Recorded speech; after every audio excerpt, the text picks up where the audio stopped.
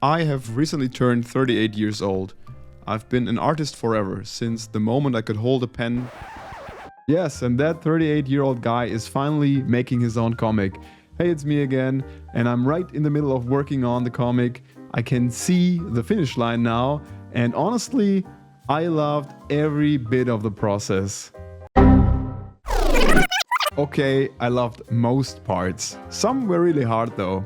Anyway, this is part 2 of my little documentation, and I'm going to show you how I finished my comic pages and share 5 final learnings and tips with you in the end.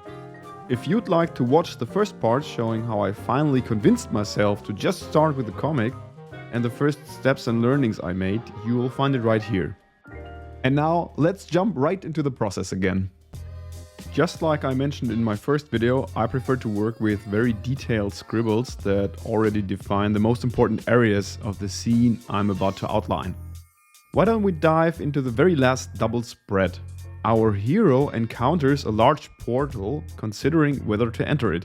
This is where the story ends. Or does it? Well, we'll see. Here are the first rough thumbnails of the spread, with the character walking up those stairs, searching for the portal. On the right, he looks up to what seems to be the destination of his journey. And here are the more detailed scribbles I made based on these thumbnails.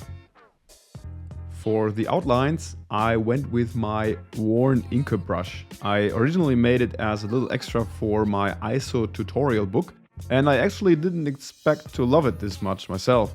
It has a solid inking feel with a natural rough edge, and it's basically just what I needed for inking my comic.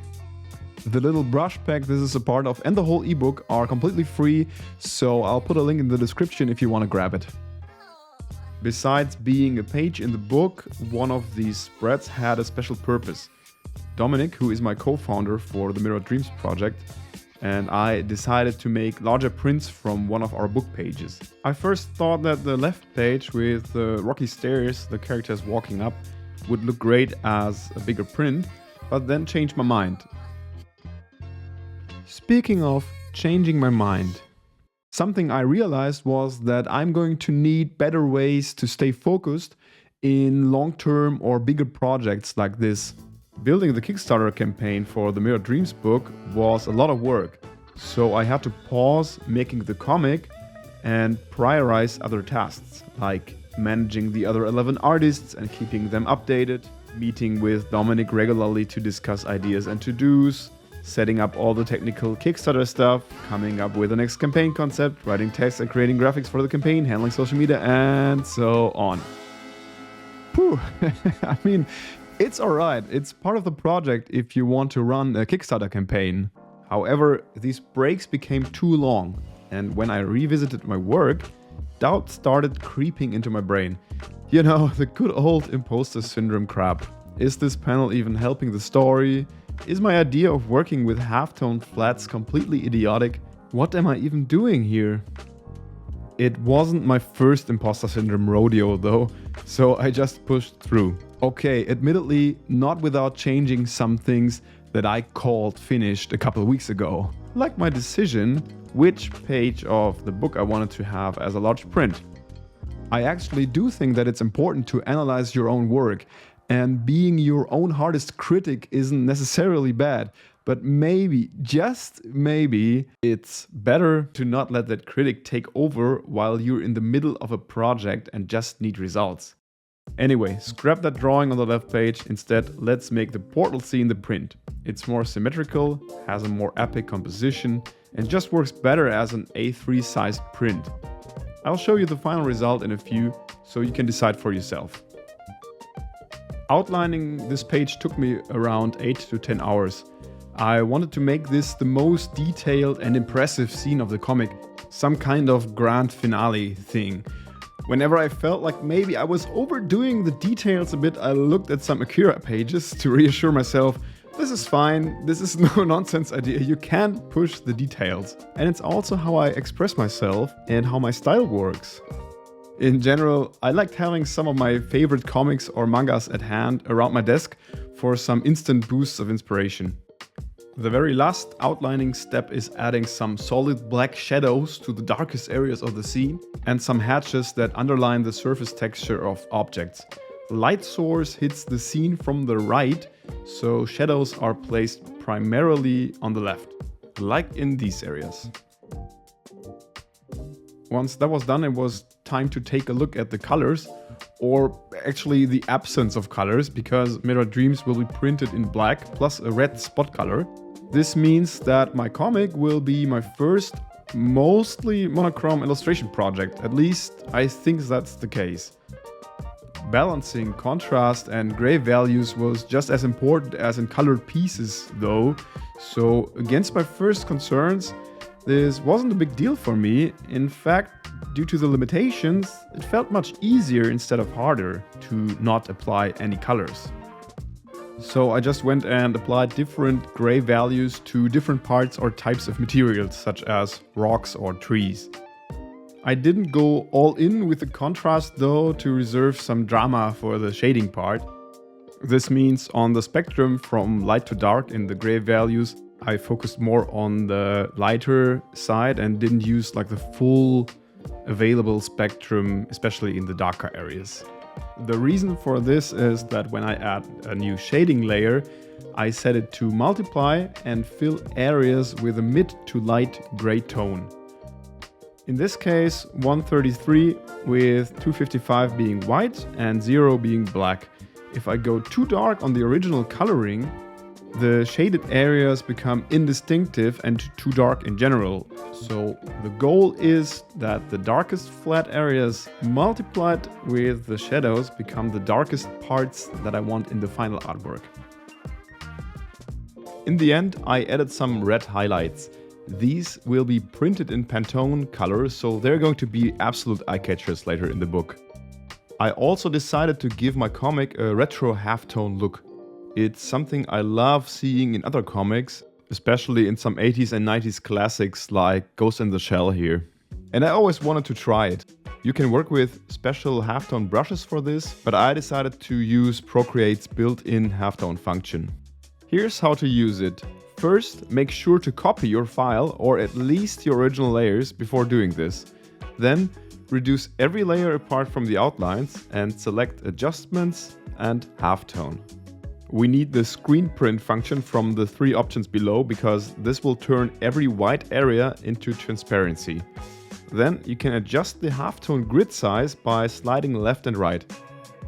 I decided to go with a 4% grid. Voila, you have a clean halftone layer. After I had this page finished, we ordered Riso prints for both Dominic's and my page. A couple days later, the prints arrived, which is always a very exciting day for me as an old print lover. And I'm really mega happy with the result. They turned out great. And I'm also particularly satisfied with our paper selection. We went with a Munch & Polar Rough 170 for the paper nerds of you. And it has a really nice and rough touch and feel, perfect for Riso prints. So what do you guys think? Good to put them in a frame?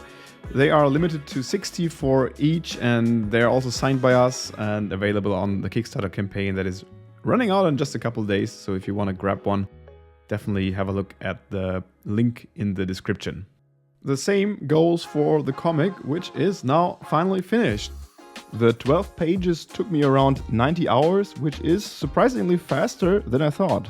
I now can't wait to print this and send it to our backers all over the world. This always feels so special and rewarding. And for my very first try, I'm really happy with the result.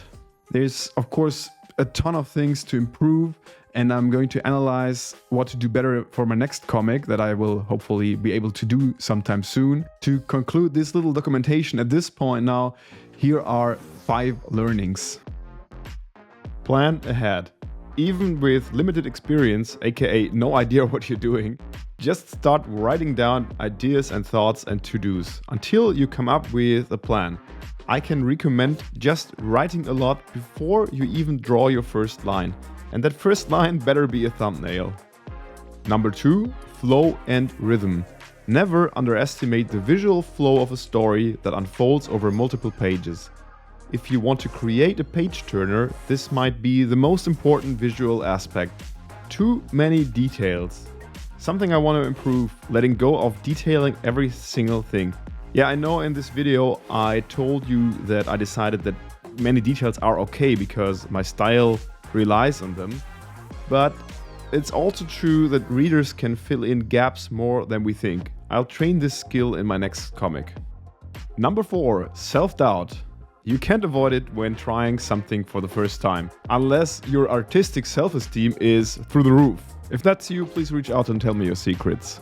But when working on a big project like a comic, it helps to make decisions, stand by these decisions, and push through. Last one is an obvious one, but really important. Just start. Seriously, just start. And now I know lots of you do art on the side, have kids, hobbies, and a 9-to-5 job. But even the smallest art routine is a start. And the sooner you begin, the sooner you figure out stuff along the way. Lots of you commented on my last video how you tried to create a comic project, and I'd really love to see all of you succeed. These learnings are of course no rules, and I'm not telling you how you should run your project.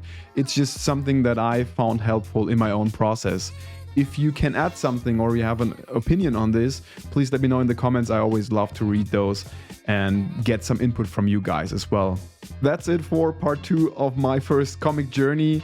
Thanks so much for watching. I see that the first video is doing pretty well on YouTube. Lots of you guys have sent me comments about your own journeys, which is incredible to read for me. So just keep on doing that, please.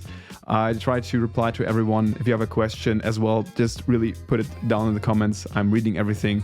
Thanks so much, guys.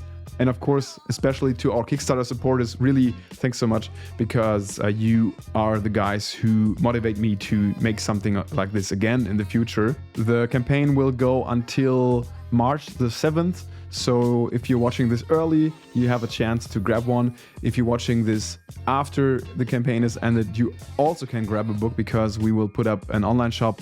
You'll just have to pay a little bit more. Sorry if you're too late, but appreciate, of course, if you're grabbing one still. All right, guys, thanks so much for watching. See you soon. Bye-bye.